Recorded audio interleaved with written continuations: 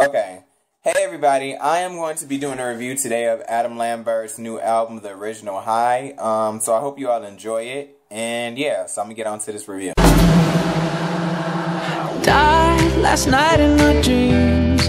All the machines have been disconnected.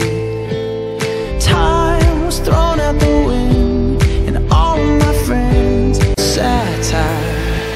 And now I know my world, I'm gunslinging. Don't give a fuck if I go down, down, down. I got a voice in my head that keeps singing. Okay, just to start out, I want to say that I'm going to be reviewing the Deluxe Edition of Adam Lambert's Original High album, not the Standard Edition. So it's 14 tracks on the Deluxe Edition versus the 11 Edition. So obviously after I get from the 11 point on, it's because I'm reviewing the Deluxe Edition. So first, let me start out with the first single of the album, which is called Ghost Town. Okay. This song is pure dance and pop perfection. Just like the album, the song takes on the emotional, dark theme that the album encompasses. It's perfect, and it perfectly embodies how the out-of-the-box, weird, theatrical, edgy, but tender Adam is. The song sounds like he just got over a bad breakup, but not necessarily bad and like abusive or whatever, but someone he truly loved, and suddenly everything that he thought that wasn't, and it ended. In my head, I see him just getting out of a bad breakup, and then going to a gay club with all those colorful beams of lights cutting throughout the entire club from top to bottom, and Adam is just bouncing around crazily on the high of the club music, dancing his pain away. The song truly encompasses addictive. The song is truly addictive, my bad, with the whistles and thumps. The vocal climax of the song is perfect as a strong instrumental cuts away to let Adam's vocals truly shine through. This is truly one of the best singles he's released in some time. It's like an emotional ballad, but yet edgy, yet dancey pop number at the same time. You could dance to it, or you can sit and reminisce over a relationship with an ex and what was, or someone you wanted things to work out with, but it never worked out that way because they didn't look at you or like you the same way that you like them. So that's pretty much all I got to say about that song. I really do love the song. It's very just infectious. It grabs you initially. Like when you first listen to it, like you can tell that it was supposed to be the single that starts off the album. So yeah. Just let me feel the rush like the first night. Wanna breathe it out, cause I'm going out my mind. Gotta feel the touch like the first time, cause I'm chasing this, ain't doing it for me. Ooh, remember back in Hollywood, the medication flowing through my veins was you. Yeah, the summer back in Hollywood. Okay. The next song, the second track of the album, is called The Original High. This song is basically about what originally attracted you to a person you were in a relationship with. It reminds me of like the honeymoon stage of the relationship where everything's fine and perfect, and you're all smiling and you lovey-dovey and you happy and everything like that. And you know, that thing that just made you just like, I don't know, exhilarated, just happy, you know, that just brought you to life. Like the original thing that, like for instance, when artists say that, you know, they want to go back to their roots, what originally, you know, made them happy, you know, with being an artist. Because a lot of times it gets to the point where it's about like pretty much the sales and the singles and where it charts and stuff like that. But they want to get back into that, you know, whole art stage where it was just about creating and just about the process of just being creative. So that's pretty much what this song talks about. Adam reminisces over the first time. He mentions being back in Hollywood. The song is pretty much a carefree song where Adam is basically a free spirit searching for that original high. It's definitely a dance number, but not as hard-hitting as the first single, Ghost Town. Adam has a nice little climax towards the end of the song. The song isn't a strong number, but it definitely keeps the theme of the album afloat. So that's pretty much all I have to say about that track. There you go, but the world won't stop, and all I got is your ghost. Oh.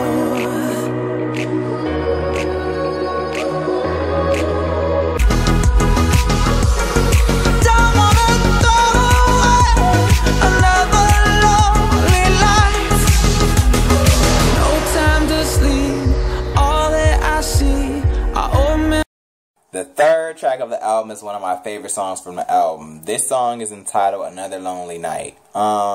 this and about maybe 3 to 4 other songs like my favorites of the album. So pretty much this song is about, it's pretty much the perfect hopeless romantic anthem, pretty much. The song is everything that the title insinuates. The great thing about the song is that even though it's kind of sad and it's kind of like a weeping willow longing for that special one by your side, it has a nice dance heavy beat and the rhythm keeps going on. So it's not too much of a throw yourself a pity party, but to convert that story into dancing the pain or sorrow out of you and the catchy emotional number. The song makes me think of a dark night walking just to clear my head, thinking of a situation of someone you love or loved, but things just didn't work out. Adam's vocals perfectly rise to beat, and then towards the end of the song, they perfectly soar and pierce through the production. So yeah, that's pretty much what I have to say about that song. Like, I really do love this song. I really do enjoy it. Like I said, it's like the perfect hopeless romantic anthem, pretty much. Like, so I'm pretty sure it kind of reminds me of something that Tori Kelly would do, like on her EP. I think it's called Forward. I think that's what it's called. Like songs like Dear No One or Treasure or Paper Hearts or whatever. That's what it kind of reminds me of. But Adams is a more darky pop. Even though her EP is kind of dark, it's more of a darky type thing. Like, Adam has his own little lane. He does like this weird darkness to him that's very theatrical. So it's kind of in his light. But I'm not saying it's a copy, but if it will remind me of something, it will remind me of Tori Kelly's EP for 1 second in time, I'm frozen. When you're gone, it's like I lost one half of my mind. Stolen, but I'm hooked on how you made me hooked. I'm gonna say it straight. I want you, I need you, I want. It's over when you go. When you go, I'm tripping, but I'm pretending I'm fine. Okay, the fourth song of the album is called Underground. This is another one of my favorite numbers from the album. This song is like a perfect crossover record. I'm not necessarily saying that I could hear this solely like on an urban station or something like that, but I definitely feel like it has some urban flair to it where it can appeal to urban crowds too, as well as pop crowds. So something like, what's that song called? Sam Smith's Latch. That's what it kind of reminds me of. Like something that can be on pop stations, but as well as like something urbanish too. So yeah. Like I said, it reminds me of Latch, which is a R&B electric dance number. Underground, however, is a bit more heavily hip-hop influenced with the beat and the way he sings the song. The lyrics even have a R&B hip-hop flair to it. The song basically talks about Adam being addictively hooked to someone, and it can't be cut off from them and what he wants from them to take him to the underground. It reminds me of We Found Love by Rihanna. Like, no matter the pain, he kind of likes it and he still wants the person. And brilliantly as Adam is, he continues to show how he's a master of his climactic vocal points, and he builds the songs up as the production pauses as he slices through with his high octave range, even though it's mild. So, yeah, I really love this song. Like I said, it kind of reminds me of Sam Smith's Latch a little bit. Like, not necessarily, but I think, like, I don't know, like, certain parts of it kind of reminds me of that song. Like, it's a dance number, but like I said, it's more hip-hop influence. Like, I don't think it's more of an R&B urban influence, but more of a hip-hop influence with a pop, dance, electric, like, sound or whatever. So, yeah, I really love this song. It's very hard-hitting. I feel like if anybody wants to listen to a song to get into the album, this would be one of the songs that you would listen to really feel like, let me buy this album. This and a couple of other songs. You say you want the truth, but you can't take it. So I give you lies, I give you. So there I said it, and I won't apologize to you anymore, 'cause I'm a grown-ass man, and I won't live again, and I'm sick and tired of. The fifth song of the album is called There I Said It. It's a very deep and vulnerable and emotional number from Adam.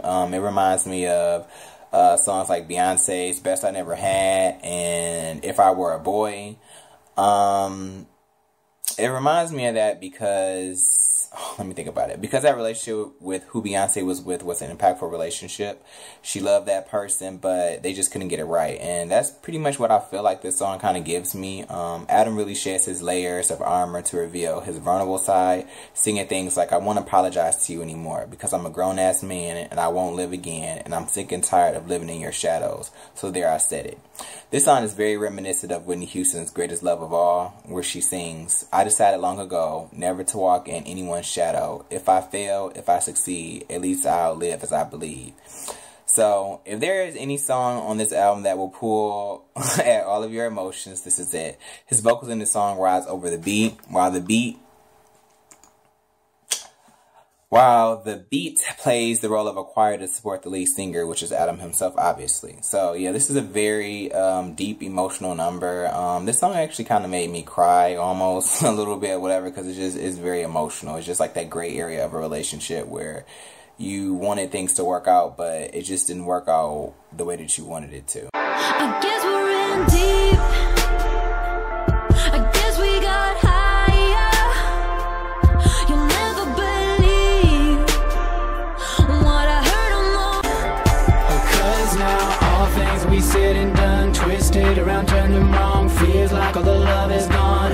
We lost it. We get stuck up inside our heads. Talk shit to a walking dead. Talk shit to a walking dead. Why do we care about the rumors, baby? Okay, the next song on the album, the sixth track, is entitled Rumors, featuring Tove Lo. I think that's how you pronounce her name. I love this song. This song is like so everything. Like, it's another single, I feel like, of the album. It's kind of a, I feel like it's a crossover record too. I feel like it has a pop and an urban influence to it. Yeah, it's definitely a crossover record to me. It has like enough pop and hip hop urban flavor to it that, you know, it can cross over to pretty much appeal to anybody. Yeah, so I love this song. I love the way the production goes. Like I said, it gives me an urban flavor. Basically the song is saying it doesn't matter what people say, the rumors that they spread or anything like that. It just matters how I feel in my heart. So it's like, don't listen to people and what they say or what they have to say about our relationship. Like, if I'm being true to you in my heart and how I treat you or whatever like that, it doesn't matter the things that people say. So that's pretty much what the song is talking about. And all I can say is this song is just pretty much every bit of perfection. It's a great duet. Neither party is like, you know, trying to overshadow the other person. Like, everybody's parts is equal and they excel at each part or whatever like that. Like, nobody's really like I said, overshadowing the other person. What else can I say? It's not, and it's not like a filler track, like, you know, those tracks that people just put on the album just to fill the album up and stuff like that, but it really doesn't have any relevance at all, so it's nothing like that. Like, it's just a perfect song to me. This is a huge album, huge anthem, my bad. I definitely think it's another single of the album, and, Adam's climax at the end of the song is like the strongest vocal on the album. Like, I think you call it a glissando on the song. It's just everything, which he really excels at that. Those climactic bursts that he does on songs and stuff like that are just truly everything. So I really love this song, and I definitely think that this is like, should be the next single or another single on the album. Like, he has singles filled on the album, but I'm just saying, like, I love this song, so yeah. You lit up like a full moon. Yeah, I heard you were the baddest on the street. Hey, you're working like there's no rules. Little criminal, I'm calling the police. Keep me on a leash. Hey, I can tell your heart's cold, like a fallen angel walking.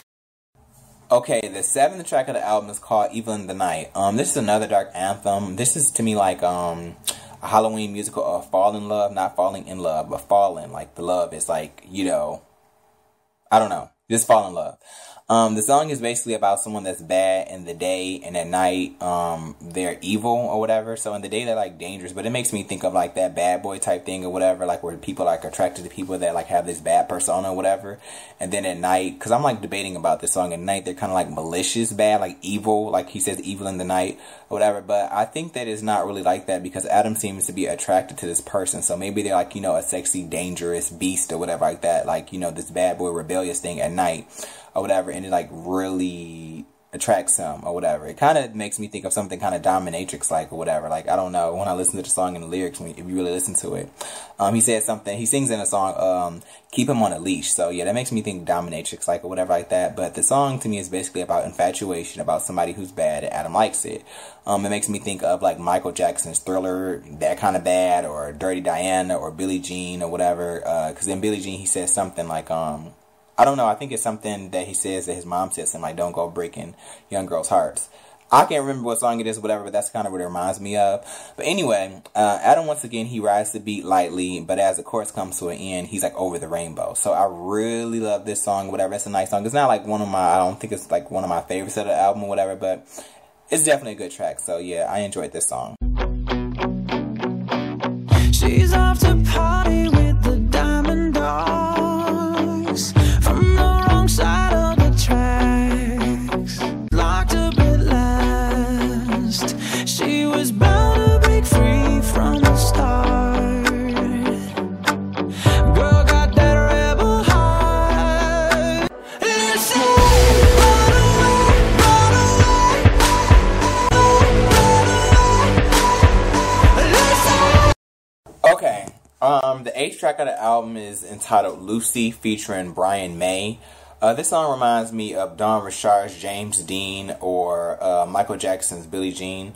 The lyrics, like the intro, where he sings, she's off to party with the diamond dogs from the wrong side of the tracks. Girl got that rebel heart. So yeah, that kind of reminds me of Don Richard's James Dean and Michael Jackson's Billie Jean, because it's like this person that is like rebellious and they're just bad news, but I'm guessing that, I don't know, they're just bad news or whatever. But in this song, it's not really talking about Adam like being attracted to this person. It's like he's being the narrator, and he's pretty much, you know, narrating like what is she doing in her life and everything like that. And he's even like trying to give her advice. Like, I forget what you call it when the narrator is kind of like active in the story or whatever like that, but it's like he's singing out to her or whatever like that in the song. So yeah, so it's pretty much singing about someone who's bad to the bone and won't stop till they get what they want. But bad in a way that I guess is kind of infatuating. The girl is letting her innocence go for this rebel life in which she encounters this dark life she's entered. The song is kind of like a narrative, like I said, where Adam tells the story of Lucy and also plays her conscious. He sings, run away, way, way. The song is so catchy. It's a nice dark rock number, and it reminds me of a darker side of Sum 41. The electric guitar strings are just everything in this song. So yeah, I really love this song. Like I said, it reminds me of Don Richard's James Dean and Michael Jackson's Billie Jean. Yeah, just pretty much talking about this girl that's just like, she was innocent, but she wants to let this innocence away for, I guess, this exhilarating rebel life or whatever. So yeah.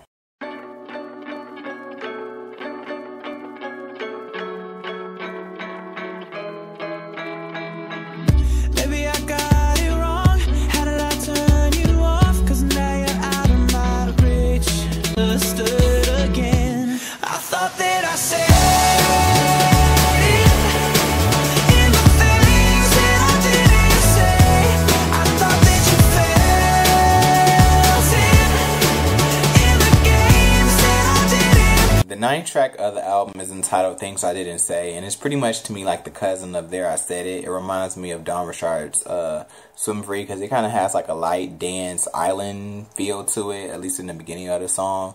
The song is pretty much like an open letter to his lover where he tells him how he feels, not necessarily for closure, but to pretty much clarify. I think it's maybe more of being reminiscent. He sings in the song, I thought I said it in the things I didn't say. So you know how, like, you know, you think certain things are just pretty much obvious or whatever, like either in, like you said, like he says in the song, things that he didn't say, in his body language or whatever like that. Like, let's say if you're not talking to somebody or whatever and you feel like they should reach out to you or whatever, but you don't communicate that to them, but you feel like since you're not talking to them or whatever, or like I said, in your body language, you feel like it should be perfectly obvious, but like they say, you know, we can't read each other's minds, so you have to communicate to that person. So it's kind of like he's saying in the song, you know, he thought that he said these things to this person, and the things that he didn't say, he thought it was obvious. So yeah, basically in the song, it seems like he thought that a relationship was going somewhere, but it wasn't. He questions himself, maybe if he did things differently, questioning what it could have been. Was it something he said or didn't say? He continues being misunderstood, but he thought it was perfectly obvious. He wishes the relationship could get back on the track, though regardless of the misunderstandings. It's a smooth number. It's not a standout, but definitely worth a listen.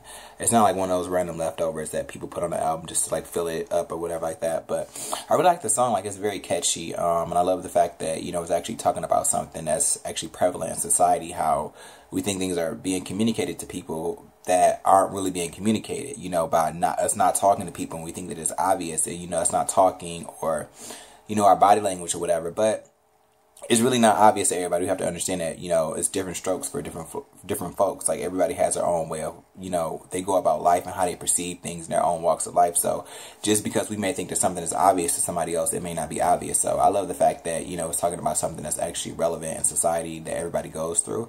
But it's also, I don't think this song is necessarily catchy, but it's kind of, I don't know. I just like it. I think it's just very appealing the way that the production and the song goes. So it's not too deep. I mean, it is a deep subject, but it's not in the sense of it's like a lecture or something like that, if you understand what I'm saying. So yeah, I love this song.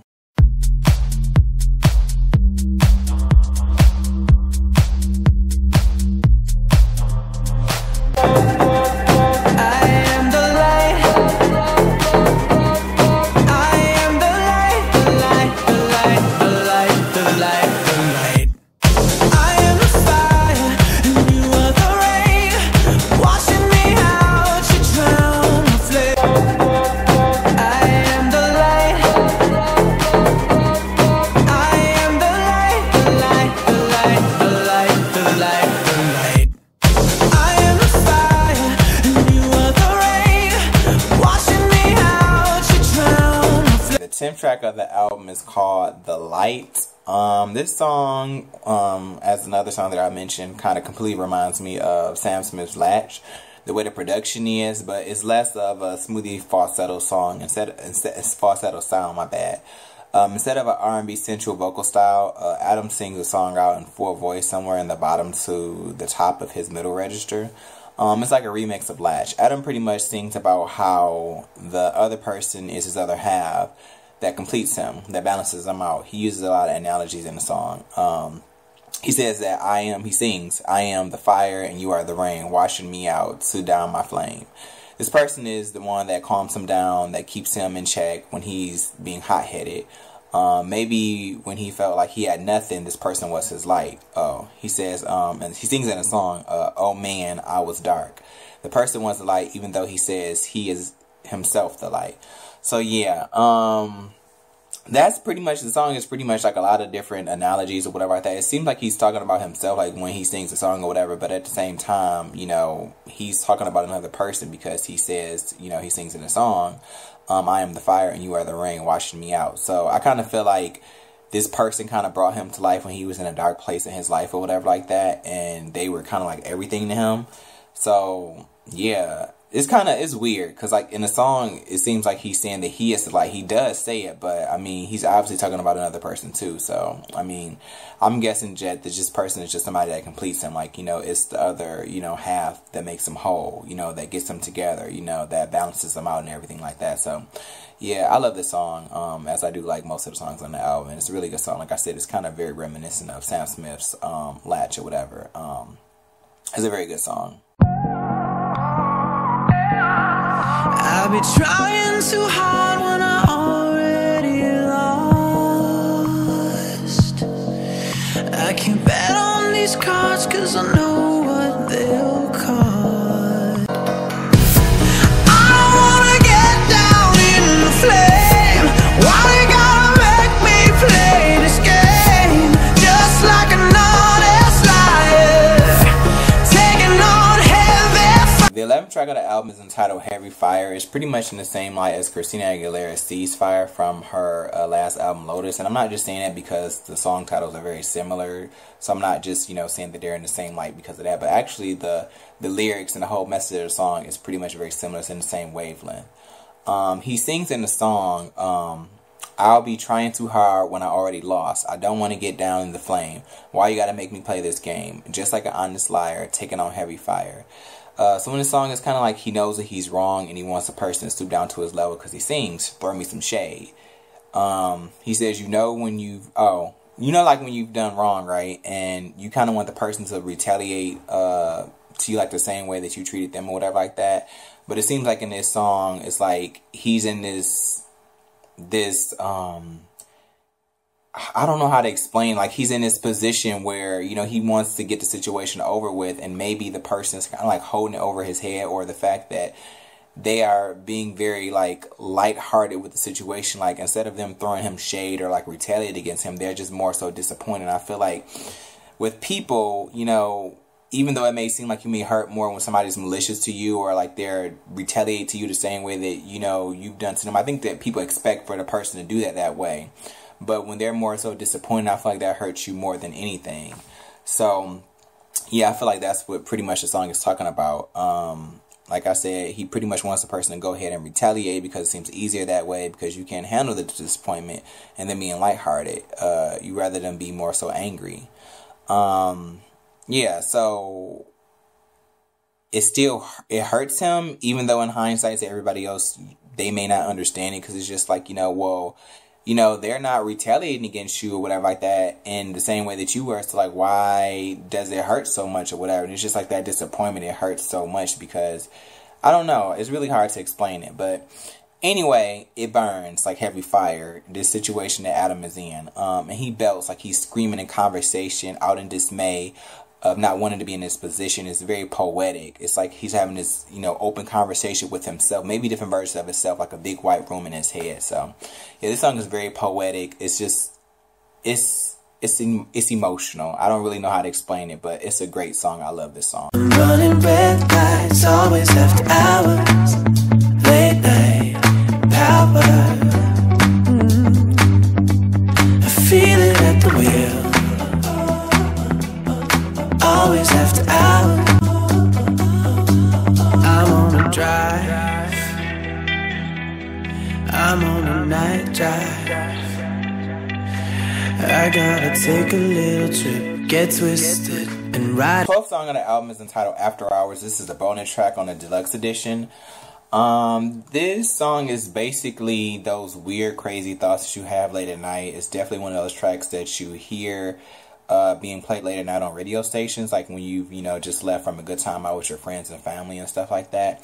And the DJ is pretty much promoting a party that's going on either right now or that's going to be going on in like the next 30 minutes or something like that.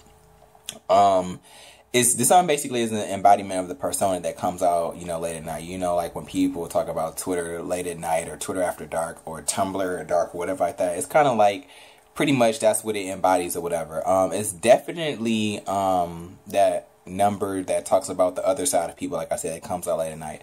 It's definitely a number you can listen to late at night as you're browsing the internet, or like I said, on the way home from a fun night out with friends and family. So yeah, I love the song. I really do. So I mean, that's really all I have to say about it. It's a good song.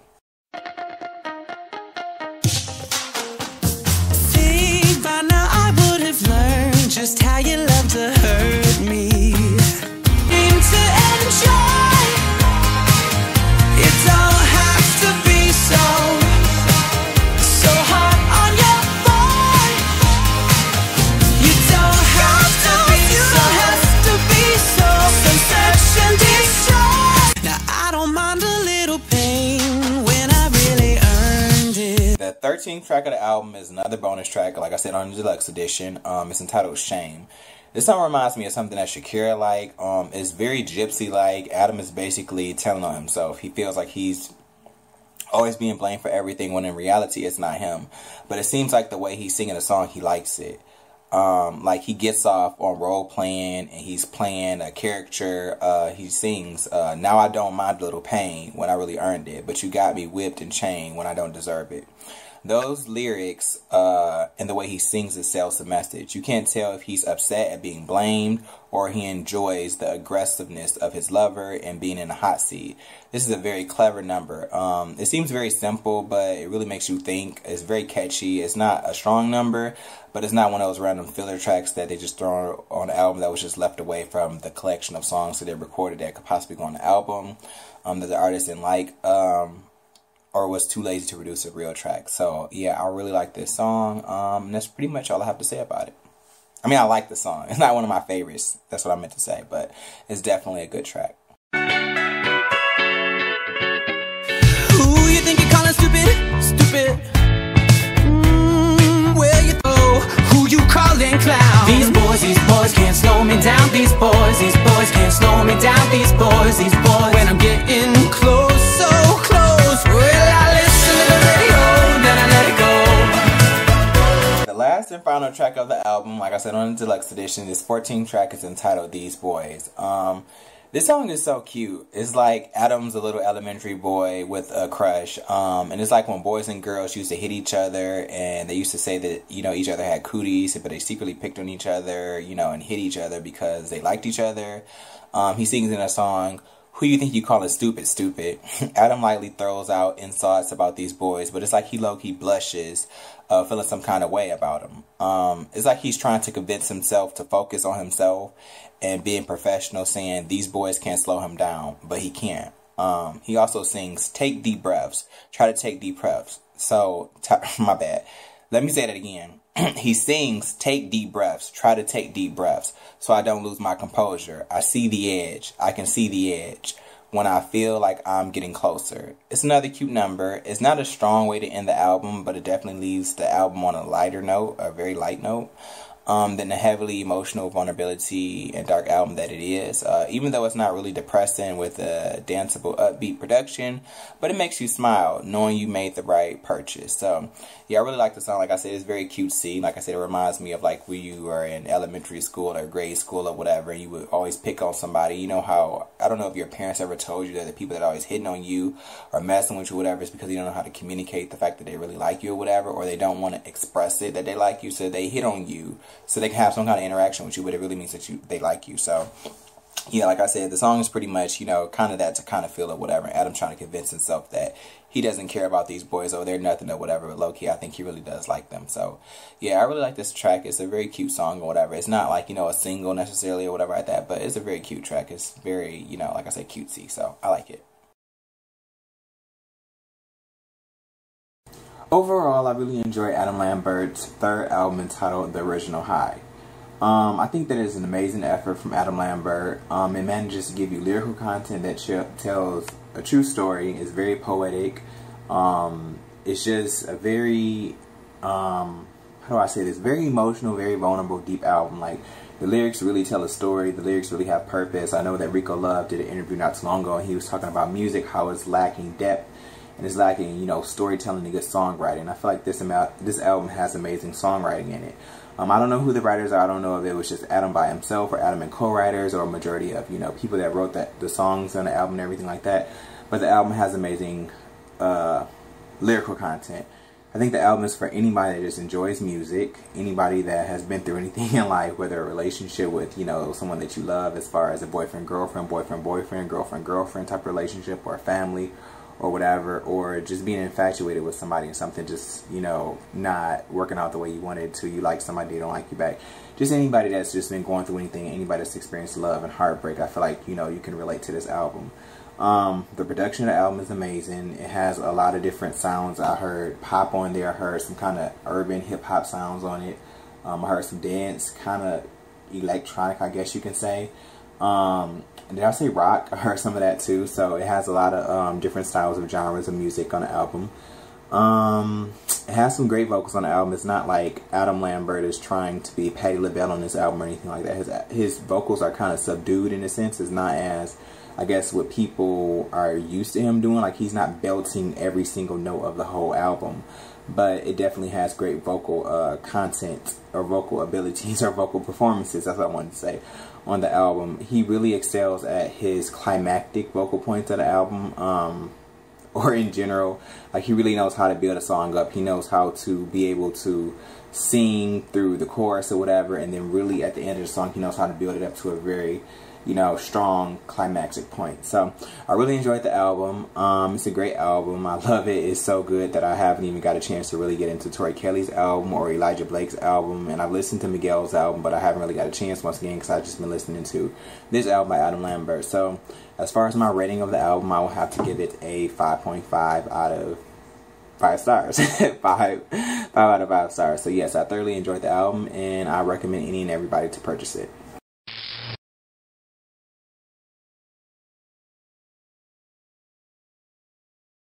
I've always been the kind of person that's really about music. I really believe that, you know, talent is more relevant than like record sales or album sales.